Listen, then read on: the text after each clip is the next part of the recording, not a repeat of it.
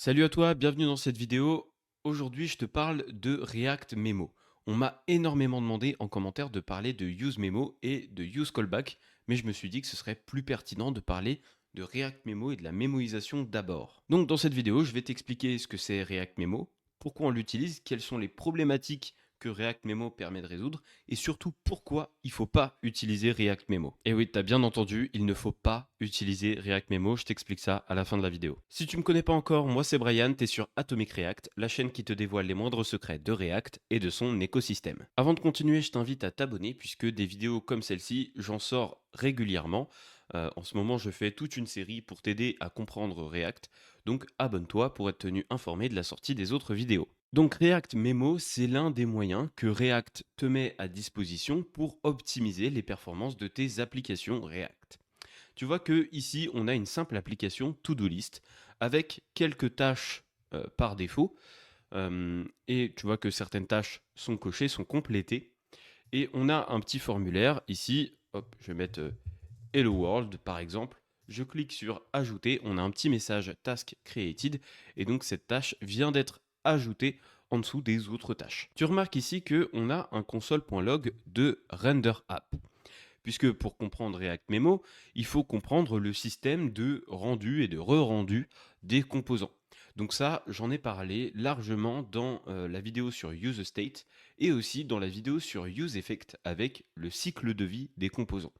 Donc ces vidéos-là, si tu les as pas déjà vues, tu les as en fiche en haut de ton écran et aussi en lien dans la description. Donc normalement, comme tu es censé avoir déjà les connaissances sur UseState, UseEffect et le cycle de vie des composants, tu sais que quand on met à jour une propriété du state d'un composant, ce composant du coup se re-rend. Il est réexécuté pour pouvoir afficher les informations à jour dans l'interface.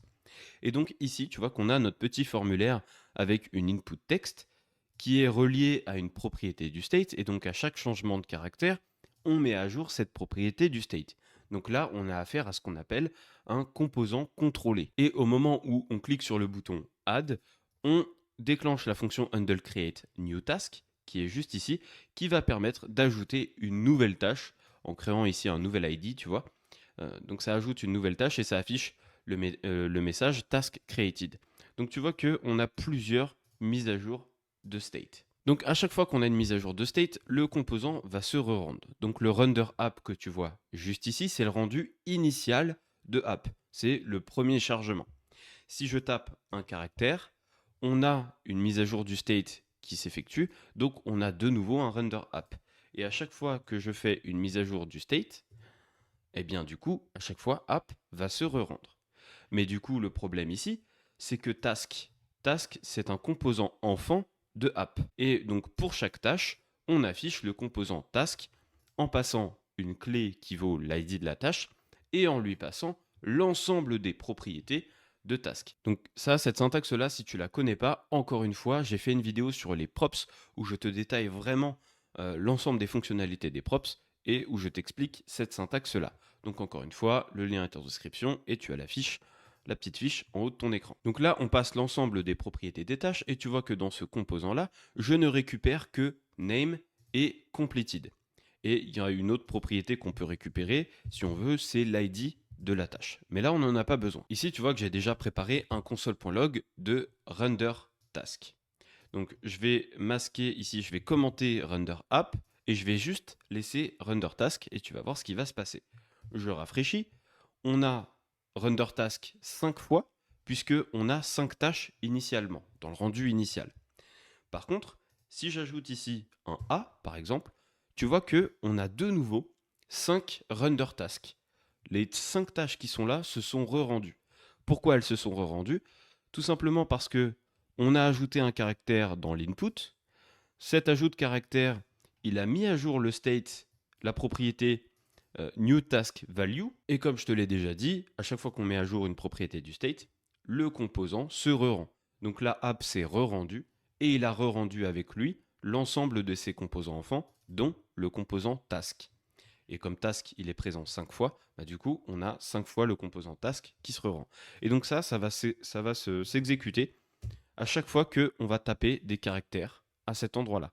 Donc tu vois que là, on a eu 30 re-rendus de tâches. Si je clique sur Add, hop, on a de nouveau 5 re-rendus, puisqu'il y a eu une propriété du state qui a été mise à jour, plus un re-rendu, plus un rendu initial de la nouvelle tâche qu'on vient d'ajouter. Et oui, parce que cette tâche-là, il faut bien qu'elle apparaisse dans l'interface. Donc là, c'est son rendu initial. Donc là, avec cette démonstration, normalement, tu te rends bien compte qu'on a des re-rendus qui sont inutiles. Imagine si on avait 100, 200, 300, 1000 tâches dans notre to-do list, et bien là, ça veut dire qu'on aurait 1000 re-rendus de tâches. Et ça pourrait causer des problèmes de performance. On pourrait avoir des ralentissements, notamment quand on tape des caractères. Si on tape relativement vite, et ben en fait, on pourrait avoir du lag et avoir des caractères qui ne s'écrivent pas, ou alors qui mettent du temps à s'écrire, par exemple. En tout cas, chaque action qu'on voudrait faire pourrait prendre un certain temps, puisque à chaque fois que le state est mis à jour, on rerend l'ensemble de la liste. Donc pour corriger ce problème, on a ce qu'on appelle la fonctionnalité Memo, qui vient de React. Donc Memo, tu vois, je l'ai importé à cet endroit-là depuis React, et Memo, c'est un composant d'ordre supérieur. Encore une fois, j'ai fait une vidéo sur le sujet. Donc si tu ne sais pas ce que c'est un composant d'ordre supérieur, je t'invite à aller la regarder. Et donc Memo prend en argument le composant à mémoiser. Et je dis bien mémoiser et non pas mémoriser. Donc c'est memoize. Donc memoize. Voilà, comme ça. Ça vient de l'anglais, memoize. Ça consiste à conserver un état en mémoire. On conserve l'état du composant task en mémoire. Donc memo va indiquer à React de conserver l'état de task en mémoire et de regarder si name ou completed, si l'une de ces props a changé. Si l'une de ces props a changé, dans ce cas-là, on effectue un re-rendu. Par contre, si les props n'ont pas changé, dans ce cas-là, on ne fait pas de re-rendu. On laisse le composant task dans l'état dans lequel il est. Donc en faisant ça, on crée ce qu'on appelle un composant pur, un pure component. Pour les plus anciens qui utilisent les classes de React, on avait la classe pure component. Et bien là, c'est le même principe avec Memo. Donc c'est ce qu'on appelle un composant pur, ou un composant mémoisé plutôt dans notre cas. Dans notre cas, on a des tâches qui sont statiques, c'est-à-dire que à cet endroit-là, on ne met pas à jour les valeurs qui sont là. On ne met pas à jour les titres des tâches et on ne met pas à jour ici l'état au niveau de la case à cocher, l'état de complétion d'une tâche. Donc ça veut dire que name et completed sont toujours les mêmes. Donc logiquement, il ne devrait pas y avoir de re-rendu. Là, tu vois que si je tape un A, par exemple, on a eu le rendu initial au moment où on a chargé l'application. Par contre, on n'a pas eu de nouveau des rendus de ces 5 tâches-là. Donc si je tape AZERTY, tu vois qu'à chaque caractère tapé, on n'a pas eu de re-rendu. Donc si je clique sur Add, par contre là, on a un rendu. On a le rendu initial de la nouvelle tâche qui vient d'être ajoutée. Et si j'essaie d'ajouter encore une autre tâche, tu vois qu'il n'y a pas de re-rendu de l'ensemble de ces tâches-là. Donc le mémo fonctionne ici. On a dit à React, tu ne re-rends pas les tâches qui sont déjà créées, puisque bah, elles sont existantes, elles sont statiques, il n'y a pas besoin de faire de re-rendu de ces composants-là. Maintenant, qu'est-ce qui se passe si on essaye de mettre à jour une tâche? Par exemple, je veux faire en sorte que la tâche ici, on puisse la compléter. Donc, je vais rajouter une petite logique sur la checkbox qui est là. Tu vois que pour l'instant, la checkbox, elle est statique. Il n'y a pas de onChange, il n'y a rien. Mais dans app.jsx, j'ai prévu le coup. J'ai ici une fonction qui s'appelle handleUpdateTask qui va mettre à jour le tableau des tâches par rapport à l'ID qui est passé ici. Donc on récupère l'ID de la tâche à mettre à jour, on récupère la valeur à mettre à jour et on effectue cette mise à jour à cet endroit-là.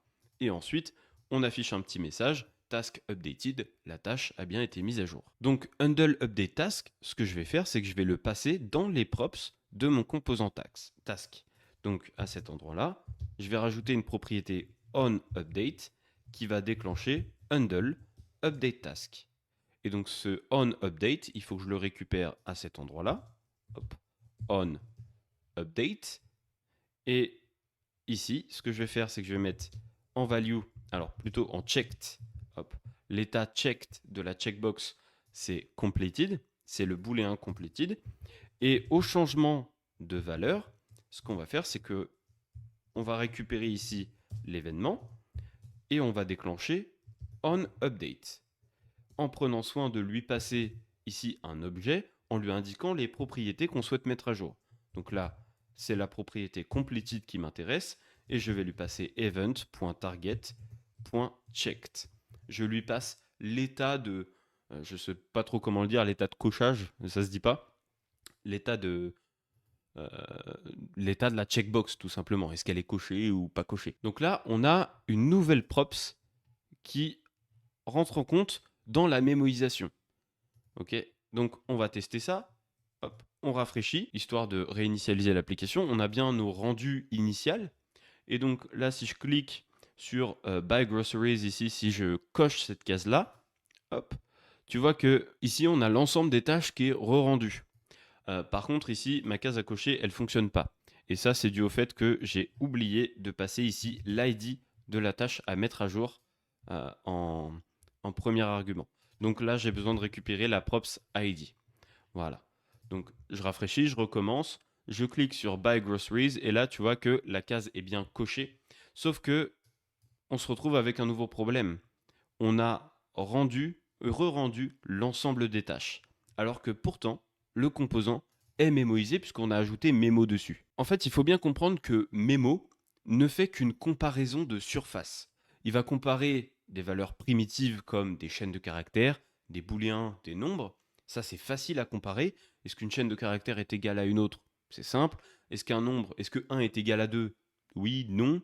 Est-ce que true égale false? Est-ce que true égale true? Tu vois, ça, c'est des valeurs qui sont primitives et qui sont simples à comparer.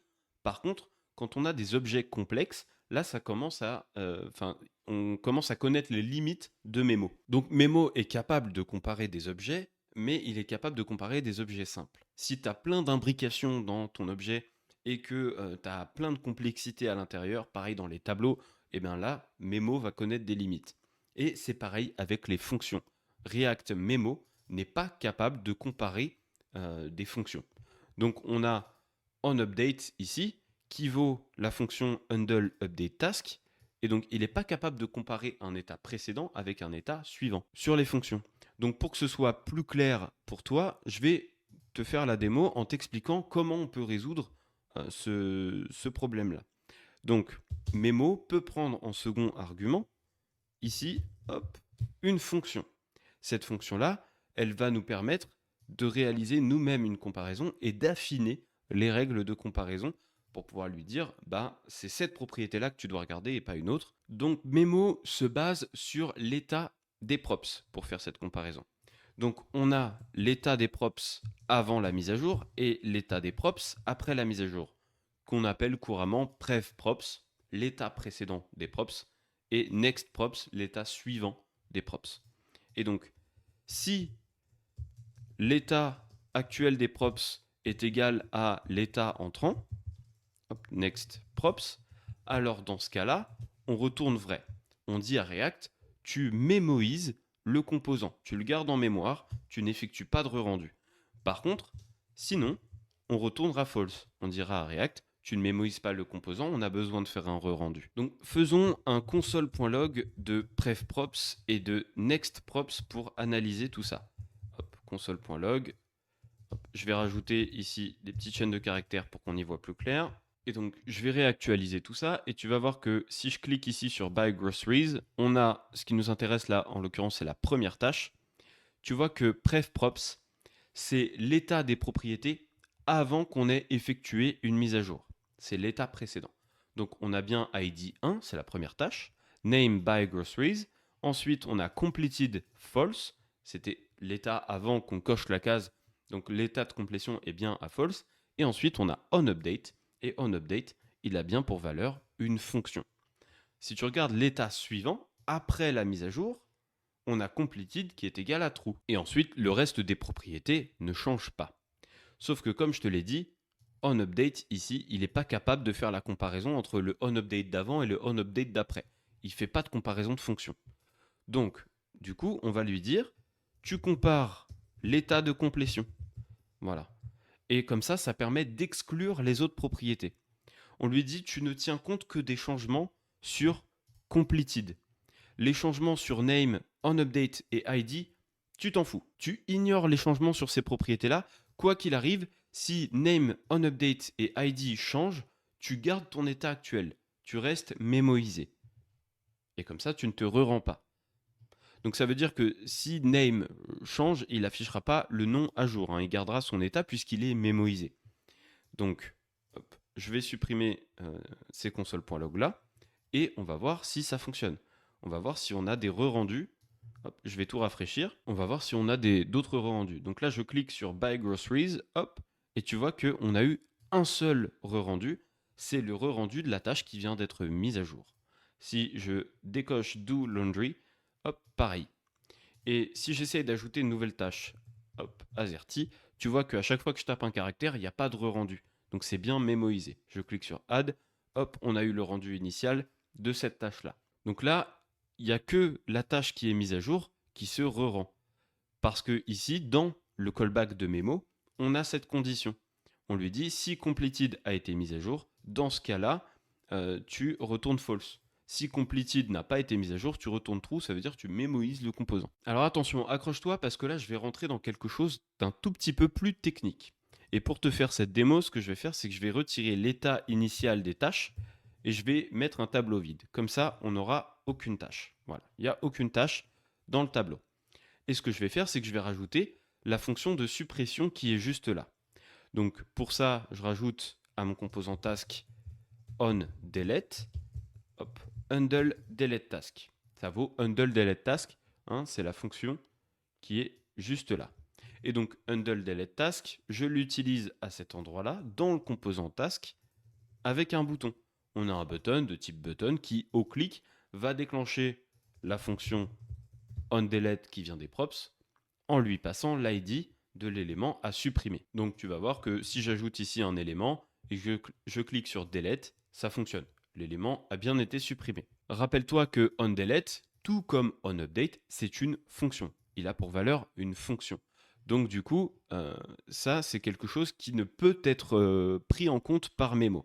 Donc là, pareil, on est obligé d'utiliser cette syntaxe-là avec le callback et de lui dire quelles sont les propriétés à comparer. Mais bon, là, comme on l'a déjà fait, pour l'instant, on est tout bon. Je vais rajouter plusieurs tâches. Je rajoute task 1, task 2. Maintenant, qu'est-ce qui se passe si je supprime task 4 ? Hop, ça marche. Task 4 a disparu. Maintenant, si je supprime task 2, tu vois que task 3 a été supprimé avec. Il y a deux tâches qui ont été supprimées en même temps. Si j'en rajoute de nouveau d'autres, j'ai rajouté cette fois-ci 5 tâches. Si je supprime task 2, toutes les tâches qu'il y a en dessous vont se supprimer avec elles. Et ça, en fait, ça a à voir avec le mode de rendu et le mode de mémoisation de React. Donc là, je te mets en garde sur l'utilisation de mémo parce que tu peux avoir des effets de bord comme ce que je viens de te montrer. Donc je vais t'expliquer à quoi c'est dû et comment le corriger. En fait, ça a à voir avec le fait que ici, on fait un set task. Tu vois, on met à jour les tâches, c'est normal, on veut supprimer une tâche. On veut supprimer la tâche qui a l'ID passé en argument ici. Et en fait, on récupère directement la constante task qui est là. Donc, je vais faire un console.log pour que tu comprennes ce qui se passe. Hop, je vais mettre task ID et task. Donc là, j'ai rajouté 5 tâches de nouveau. Si je supprime la dernière tâche, ça fonctionne. Cette tâche-là, elle est supprimée et il n'y a aucun effet supplémentaire. Les tâches précédentes, elles ne sont pas supprimées. Tu vois que c'est bien la tâche avec l'ID numéro 5 que j'ai supprimée et le tableau task, okay, je l'ai mis ici dans le console.log, le tableau qui vient du state, il a bien pour valeur, au moment de la suppression, ici les 5 tâches. On a bien task 1, task 2, 3 et 4 et 5. Par contre, si je clique sur delete task 3, enfin sur task 3, je clique sur le delete qui est là, ça va supprimer aussi task 4. Hop. Et tu vois qu'en fait, là, ici, on a bien l'ID 3. Et en fait, task 3 avait seulement conscience que de 3 tâches. Task 1, 2 et 3. La troisième tâche n'avait pas conscience de la quatrième et de la cinquième tâche et de toutes les autres tâches qui viennent après. Et donc ça, c'est dû à la mémorisation. Parce qu'en fait, je réinitialise tout. Au moment où je crée une nouvelle tâche, à cet endroit-là. Donc on a le create new task qui est lancé, ça met à jour ici le tableau des tâches, et ça crée une nouvelle tâche, ça fait un rendu initial de ce composant-là. Et il faut bien comprendre que le mémo qui est là, ce qu'il va faire, c'est qu'il va capturer l'état des props. Donc, il a capturé name où name vaut task 1. Il a capturé ID où ID vaut 1. Il a capturé completed où completed vaut false. Et il a capturé onUpdate et onDelete où chacun vaut la fonction qui est là. Voilà, chacun sa fonction. Sauf que dans le delete task qui est là, au moment où on crée le composant task, eh bien task, il vaut une tâche. Okay, il correspond au tableau avec un élément à l'intérieur. Au moment où on va créer une deuxième tâche, task 2, eh bien cette fois-ci, pareil, la nouvelle tâche qui est créée avec ce composant-là, l'état des props qui est ici est capturé par Memo. Et donc au moment où c'est créé ça, au moment où cette nouvelle tâche elle est créée, elle a conscience de deux éléments du tableau. Elle a conscience d'elle-même et de l'élément précédent, l'élément avant elle. Par contre, task 1 qui est mémoisée, elle n'a pas conscience des autres tâches qui sont créées après, puisqu'elle a capturé Handle Delete Task au moment où le tableau des tâches ne contenait qu'un seul élément. Donc du coup, ce qui se passe ici, c'est que si je veux faire un filter ici pour supprimer la tâche qui a l'ID qui est là, il va faire un filter sur un tableau qui n'a qu'un seul élément. Donc il n'a pas conscience des éléments suivants, donc ça va écraser l'ensemble des tâches avec cette valeur-là, avec ce tableau-là. Donc là, on veut supprimer, on veut faire un filter avec l'ID 1. Donc il va supprimer l'élément qui a l'ID 1, ça correspond à un tableau vide, et c'est pour ça que je me retrouve avec plus rien si je supprime le premier élément. Si j'ai d'autres éléments, si je supprime task 2, ça va supprimer task 3, puisque pour task 2, il n'y avait que deux éléments dans le tableau, le troisième pour lui n'existait pas, et du coup, on fait un filter sur un tableau qui ne contient que deux éléments.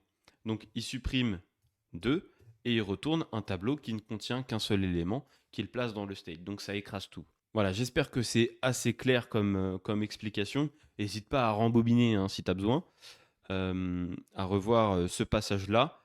Mais je te donne la solution à ce problème. Pour éviter ça, alors tu pourrais indiquer ici à Memo de tenir compte des mises à jour sur onDelete, mais tu perdrais l'intérêt puisque je t'ai dit que Memo ne fait pas la comparaison euh, des fonctions. Donc du coup, hop, ce qu'il faudrait faire, c'est à cet endroit-là utiliser la syntaxe callback sur le setter du state. Sur cette task, il faut récupérer ici le dernier état connu des tâches et retourner à cet endroit-là, prevtask.filter. Et prevtask, tu vas voir que lui, console.log, prevtask, il est toujours à jour. Je te refais la démo, task 1, hop, faut que je l'écrive correctement quand même. Voilà, task 1, task 2. Tu vas voir que si je supprime task 2, task 3 n'est plus supprimé. Donc, hop, si on regarde notre console.log qu'on avait avant, task 2 n'a que conscience de lui-même et de la tâche précédente, mais n'a pas conscience de task 3. Par contre, en utilisant la syntaxe avec le callback juste ici, tu vois que le callback, lui, il a conscience de l'ensemble des tâches. Okay, il a en mémoire, lui, la dernière valeur à jour du tableau des tâches. Donc du coup, là, tu vois qu'on a bien toutes les tâches. Donc, il part de ce tableau-là, il supprime la tâche qui a l'ID 2, et comme ça, il garde 1 et 3. Voilà. Et donc là, notre problème, il est corrigé. Donc ça, je tenais à t'en parler parce que c'est un problème auquel j'ai déjà été confronté. Et du coup, je te donne la solution ici, au cas où tu rencontres ce genre de problème. Alors, j'ai autre chose à te dire sur Memo. Memo ne fonctionne pas avec les contextes. Les contextes, je te ferai une vidéo très prochainement sur le sujet si tu n'es pas à l'aise avec ça. Mais je t'en parle quand même dès maintenant au sujet de Memo. Memo ne fonctionne pas avec les contextes. Donc là, par exemple, tu vois que hop, j'ai un bouton qui permet de faire un switch de thème, okay, qui permet de passer au thème clair, du thème clair au thème sombre sur une partie de l'application, okay, sur ce texte-là. Et donc ce texte correspond au composant description et le bouton c'est toggle theme button. Donc toggle theme button, tu vois qu'il utilise le contexte thème contexte et tu vois que description ici utilise aussi le contexte. Donc il récupère la valeur du thème. Voilà. Donc si le thème est light, alors on affiche en light, on met les propriétés CSS qui correspondent. Si le thème est dark, alors on met les propriétés CSS qui correspondent. Et donc comme à cet endroit-là dans description, on utilise un contexte, on a beau mémoiser, la mémoisation ne se fait pas. Il va se re-rendre quand même, ok, pour pouvoir s'assurer d'avoir toujours un état à jour ici. Donc pareil, si tu utilises des contextes, il faut le savoir, il faut être vigilant vis-à-vis de ça. La mémoisation des composants ne fonctionne pas si les composants utilisent des contextes. En faisant le montage, je me suis rendu compte que je t'avais dit une bêtise. Si quand tu utilises les contextes, la mémoisation se fait, mais elle est ignorée en fait si tu mets à jour les propriétés du state du contexte. Voilà. Par contre, elle se fait toujours vis-à-vis des props. C'est-à-dire que si tu as mémoisé sur des props de ton composant mémoisé, eh ben, du coup là la mémoisation elle s'applique, mais si tu as une mise à jour du state d'une propriété d'un contexte qui est utilisé par ce composant-là, bah, le composant va quand même se re-rendre. Après avoir vu tout ça, tu pourrais te dire, bah, Memo c'est chouette, je devrais le mettre partout, comme ça mon application elle sera super optimisée. C'est faux. Ça ne sera pas du tout le cas, ce sera même pire. Parfois, la comparaison de Memo est plus coûteuse qu'un re-rendu. Donc là, ici, pour la démo, je t'ai fait ça sur une simple to-do list et Memo n'est pas du tout justifié. Il faut bien comprendre qu'une comparaison, c'est coûteux. C'est un calcul quelque part qui est fait derrière, ok. Tu demandes à ton processeur d'effectuer une opération. Et ça a un coût. Alors, le rendu d'un composant a un coût, mais il faut savoir, est-ce que le rendu de mes composants est plus coûteux que la comparaison de la mémorisation, et inversement. Dans la quasi-totalité des cas, la mémorisation est plus coûteuse qu'un simple re-rendu. Donc ce que tu dois faire pour optimiser ton application avant d'utiliser Memo, c'est déjà analyser le code de ton application pour savoir est-ce que ton code est bien découpé, est-ce que tu as bien découpé en composant enfant, et est-ce que ton state est bien géré au bon endroit. Dans notre cas, tu vois, si je retire Memo à cet endroit-là, hop sur Task, on a ici des re-rendus qui s'effectuent à chaque fois que on va taper du texte, hop, à cet endroit-là. Donc là, j'ajoute des tâches. Voilà. Et à chaque fois, tu vois que à chaque fois que je tape des caractères, on a des re-rendus, des tâches qui sont là. Voilà. Donc, première chose, en tant qu'utilisateur, je n'ai pas des ralentissements qui sont perceptibles, je n'ai pas besoin d'optimisation. Si les ralentissements ne sont pas perceptibles, je n'ai pas besoin d'utiliser Memo pour optimiser quoi que ce soit. Par contre, je peux anticiper le comportement de mes composants avec les re-rendus avec la gestion du state. Mais on n'anticipe pas l'optimisation avec Memo. Ça se fait toujours après coup. Donc comment je fais si je veux éviter que mes composants soient re-rendus à chaque fois que je tape un caractère ici? Eh bien tout simplement, je mets la gestion du formulaire dans un autre composant, dans un composant enfant avec son propre state. Donc ce que je vais faire, c'est que je vais créer à cet endroit-là un nouveau fichier que je vais appeler create task form.jsx. Et donc là, je crée create task form, je crée mon composant et c'est dans ce composant-là que je vais gérer à cet endroit-là le state de mon formulaire. Hop, donc ici, on va avoir value, set value, hop, et ici, on va retourner le formulaire. Donc, je récupère ma div qui est ici avec mon formulaire et mon message. Hop, je mets ça là-dedans et je récupère ici, hop, le message en tant que props et je récupère aussi une propriété que je vais appeler onCreate ou onSubmit si tu préfères. Voilà. Et donc dans ce cas-là, il faut que je mette à jour ici les propriétés. Donc là, c'est pas new task value, ça va être simplement value. Et à cet endroit-là, c'est set value. Donc là, j'utilise la propriété du state value qui est dans mon nouveau composant. Et au clic du bouton qui est là, on va faire un onSubmit de value. Voilà. Donc là, j'ai plus qu'à mettre à jour ici ma fonction et je récupère à cet endroit-là la valeur. Voilà. Donc handle create new task, je récupère la valeur, hop, et je la mets là-dedans. Je peux supprimer le state qui est là, je n'en ai plus besoin. Et donc handle create new task, il faut que je le passe à mon nouveau formulaire. Donc j'importe create task form, je passe ici en tant que onSubmit handle create new task et je lui passe aussi mon petit message. Et donc là, maintenant que le state de l'input est géré dans un composant dédié, il ne va plus impacter les autres composants de app. Ok, on a descendu le state d'un niveau. ok. Le state de ce champ-là, on l'a descendu d'un niveau et on l'a mis à part, en fait. On l'a mis dans un composant dédié. Donc, quand on va mettre à jour ici l'input, hop, quand on va mettre à jour l'input, ça va plus impacter les tâches qui sont là, puisque ça ne concerne que ce composant qui est juste ici. Voilà. Donc là, ça fonctionne. Tu vois que si je tape des caractères, il n'y a plus de re-rendu. Et pourtant, je n'ai pas mémorisé mes tâches juste ici. Donc ça, c'est la première chose que tu dois vérifier, c'est est-ce que ton state est géré au bon endroit. Est-ce que tu ne peux pas placer ton state à un autre endroit? Est-ce que tu ne peux pas créer des composants dédiés? Et tu verras que, franchement, dans 98% des cas, tu n'as pas besoin de mémo. Donc avant de courir utiliser mémo, je te recommande vivement voilà, de faire ces vérifications-là. Est-ce que tu as bien découpé ton application, bien découpé tes composants? Est-ce que tu gères ton state au bon endroit? D'abord, tu analyses la structure de ton code et la gestion du state. Et après, une fois que tu as restructuré ton code, tu vérifies si ton code est toujours correct au niveau de... Enfin, si ton application se comporte toujours correctement, si elle n'a pas de latence, pas de ralentissement, etc. Et là, si tu rencontres des ralentissements, tu peux te poser la question de est-ce que j'utilise Memo si tu n'as pas d'autres optimisations à faire. Mais Memo, c'est à utiliser en dernier recours parce que la comparaison, elle est coûteuse. La comparaison de l'état des props avant mise à jour et l'état des props après mise à jour, ça c'est une opération qui peut être coûteuse. Surtout si tu as énormément de composants à mémoiser. Donc voilà, Memo, c'est bien à connaître. Maintenant, tu sais ce que c'est, tu sais comment on l'utilise, tu connais les effets de bord.